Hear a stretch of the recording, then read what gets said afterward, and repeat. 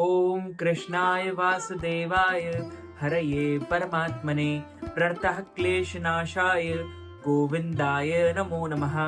करवा चौथ व्रत की आप सभी को हार्दिक शुभकामनाएं एवं बधाइयाँ। भगवान श्री लक्ष्मी नारायण जी का आशीर्वाद आप सभी के ऊपर सदैव बना रहे। आप सभी सुखी रहें, स्वस्थ रहें, व्यस्त रहें और मस्त रहें। करवा चौथ पति की दीर्घायु के लिए मनाया जाने वाला एक महत्वपूर्ण व्रत है जो अक्टूबर 2024 में मनाया जाएगा। यह व्रत बिना पानी के रखा जाता है और रात में चंद्रमा को अर्घ देने के बाद ही व्रत को तोड़ा जाता है। यह व्रत कार्तिक माह के कृष्ण पक्ष की चतुर्थी तिथि को मनाया जाता है।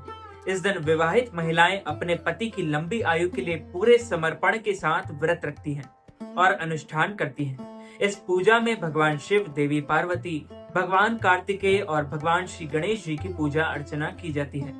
चांद को देखने और उसे अर्घ देने के बाद व्रत का समापन किया जाता है। करवा चौथ अपने सख्त पालन के लिए जाना जाता है, जहां महिलाएं सूर्योदय से पहले जल ग्रहण करती हैं और शाम को चंद्रमा को देखने के बाद अपना उपवास तोड़ती हैं, यानी कि व्रत तोड़ती हैं। चतुर्थी तिथि 20 अक्टूबर 2024 को प्रातः 6:46 पर प्रारंभ होगी और तथा 21 अक्टूबर 2024 को प्रातः 4:16 पर समाप्त होगी।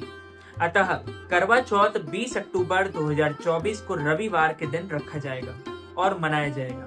पूजा करने का शुभ समय शाम 5:46 से 7:02 तक रहेगा। उपवास की अवधि सुबह 6:25 से शाम 7:54 तक रहेगी, जो कुल 13 घंटे और 29 मिनट की रहेगी।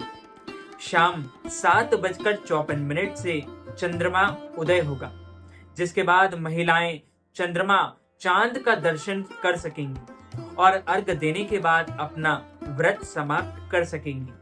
करवा चौथ का व्रत कठोर व्रतों में से एक है, जिसमें महिलाएं सूर्योदय से पहले जल ग्रहण करके अपने पूरे अनुष्ठान करती हैं और रात में चंद्रमा के साथ दर्शन करने के बाद कुछ ग्रहण करती हैं या व्रत का पारणा करती हैं।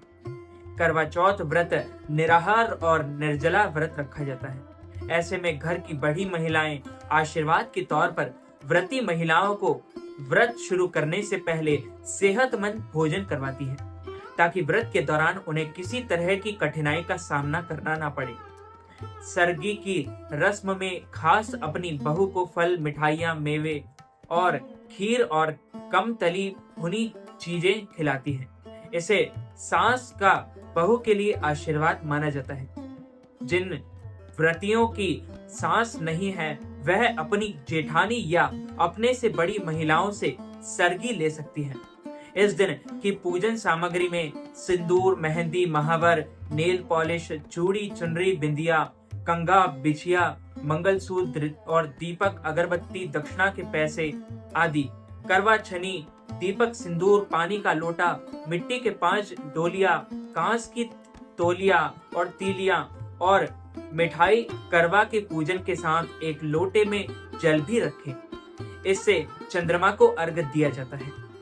बहुत समय पहले की बात है, एक साहूकार के 7 बेटे और उनकी एक बहन करवा थी। सारसी सभी 7 भाई अपनी बहन से बहुत प्यार करते थे और यहाँ तक कि वे पहले उसे खाना खिलाते और बाद में स्वयं खाते थे। एक बार उनकी बहन ससुराल से मायके आई हुई थी। शाम को भाई जब अपना व्यापार व्यवसाय बंद कर घर आए तो देखा कि उनकी बहन बहुत व्याकुल थी। सभी भाई खाना खाने बैठे और अपनी बहन से भी खाने का आग्रह करने लगे, लेकिन बहन ने बताया कि उसका आज करवा चौथ का निर्जला व्रत है और वह खाना सिर्फ चंद्रमा को देखकर, उसे अर्घ देकर ही खा सकती है। क्योंकि चंद्रमा अभी तक नहीं निकला है, इसलिए वह भूख प्यास से व्याकुल हो उठी है। सबसे छोटे भाई को अपनी बहन की हालत देखी नहीं जाती और वह दूर पीपल के पेड़ पर एक दीपक जलाकर चलनी की ओट में रख देता है। दूर से देखने पर वह ऐसा प्रतीत होता है कि जैसे चतुर्थी का चांद उदित हो रहा हो। इसके बाद भाई अपनी बहन को बताता है कि चांद निकल आया है, तुम उसे अर्घ देने के बाद भोजन कर सकती हो। बहन खुशी के मारे सीढ़ियों पर चढ़कर चांद को देखती है और उसे अर्घ देकर खाना खाने बैठ जाती है। वह पहला टुकड़ा मुंह में डालती है तो उसे छींक आ जाती है, दूसरा टुकड़ा डालती है तो उसमें बाल निकल जाता है, और जैसे ही तीसरा टुकड़ा मुंह में डालने की कोशिश करती है तो उसके पति की मृत्यु का समाचार उसे प्राप्त होता है। वह बौखला जाती है। उसकी भाभी उसे सच्चाई से अवगत कराती है कि उसके साथ ऐसा क्यों हुआ। करवा चौथ का व्रत गलत तरीके से टूटने के कारण देवता उससे नाराज हो गए और उसने ऐसा किया है। सच्चाई जानने के बाद करवा निश्चय करती है कि वह अपने पति का अंतिम संस्कार नहीं होने देगी और अपने सदैव से उन्हें पुनर्जीवन दिलाकर रहेगी। वह पूरे 1 साल तक अपने पति के शव के पास बैठी रहती है, उसकी देखभाल करती है। उसके ऊपर उगले वाली सुई नुमा घास को वह एकत्रित करती जाती है। 1 साल बाद फिर करवा चौथ का दिन आता है। उसकी सभी भाभियां करवा चौथ का व्रत रखती है। जब भाभियां उससे आशीर्वाद लेने आती है तो वह प्रत्येक भाभी से यम सुई ले लो, पी सुई दे दो, मुझे भी अपनी जैसी सुहागिन बना दो, ऐसा आग्रह करती है। लेकिन हर बार भाभी उसे अगले भाभी से आग्रह करने का कह चली जाती है। इस प्रकार जब छठे नंबर की भाभी आती है तो करवा उससे भी यही बात दोहराती है। यह भाभी उसे बताती है कि चूंकि सबसे छोटे भाई की वजह से उसका व्रत टूटा था, अतः उसकी पत्नी में ही शक्ति है कि वह तुम्हारे पति को दोबारा जीवित कर सकती है। इसलिए जब वह आए तो तुम उसे पकड़ लेना और जब तक वह तुम्हारे पति को जिंदा ना कर दे उसे नहीं छोड़ना। ऐसा कहकर वह चली जाती है। सबसे अंत में छोटी भाभी आती है। करवा उससे और उनसे भी सुहागिन बनने का आग्रह करती है, लेकिन जब वह टालम टोली करने लगती है, इससे देख करवा उन्हें जोर से पकड़ लेती है और अपने सुहाग को जिंदा करने के लिए कहती है। भाभी उससे छुड़ाने के लिए नोचती है, खसोटती है, लेकिन करवा नहीं छोड़ती है और नहीं छोड़ती है।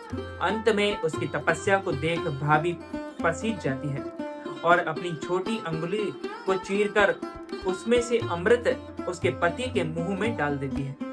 करवा का पति तुरंत श्री गणेश कहता हुआ उठ बैठता है। इस प्रकार प्रभु कृपा से उसकी छोटी भाभी के माध्यम से करवा को अपना सुहाग वापस मिल जाता है। बोलिए श्री लक्ष्मी नारायण भगवान की जय।